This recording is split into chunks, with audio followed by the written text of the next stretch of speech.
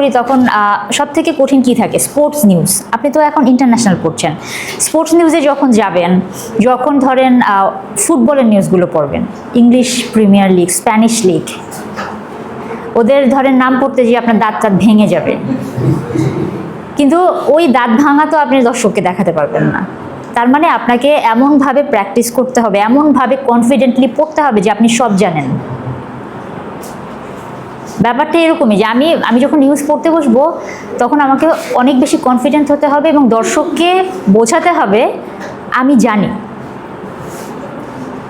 আপনি যদি confidently delivery না দিতে পারেন, স্পষ্টভাবে, অবশ্যই সঠিকভাবে, এটা যে সঠিক না ব্যাপারটা সেরকম, আপনাকে সঠিকভাবে স্পষ্টভাবে ডেলিভারিটা খুবই কনফিডেন্টলি দিতে হবে। এই যে লিঙ্কটা আপনি পড়লেন, বোঝাই যাচ্ছে আল্লাহ এত কঠিন একটা লিঙ্ক, এটা তো মানে আমি একদম মানে আমার একদম অবস্থা লেজিগো বলে, এটা বোঝানো যাবে না।